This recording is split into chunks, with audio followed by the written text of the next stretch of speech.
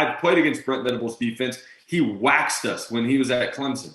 I couldn't find a guy to throw to. I looked like Davis Bevel out there, right? Yeah. But what I was disappointed in is answer the bell, answer the call, guys. Like, somebody stand up. Run through 2 weeks in a row. You're on the tabloids.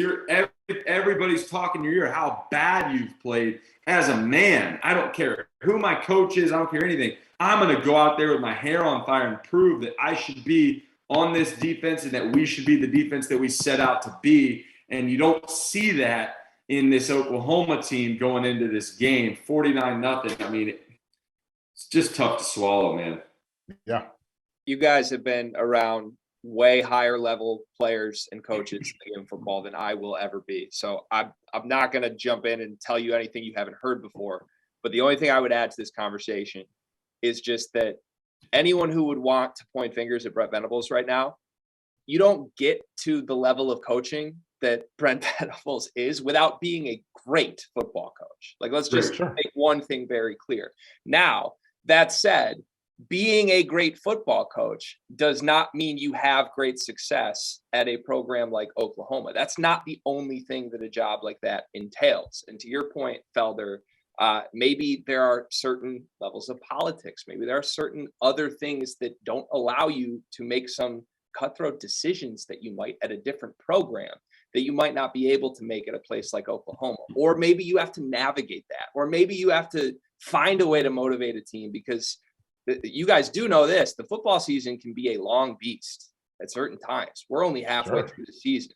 And this Sooners team cannot stop playing these games. So I am very interested to see what happens from here for Venables. And I will end this segment with just this. I'm so sorry to put Trevor through this right now, but I'm going to ask you the question, Felder. Trevor can hide his face if he wants here. Let's pretend buyouts don't exist, Felder. Oklahoma calls Josh Heupel tomorrow and offers him the Oklahoma job. Think he jumps to Oklahoma? No, I don't think he wants it. I don't think he wants it.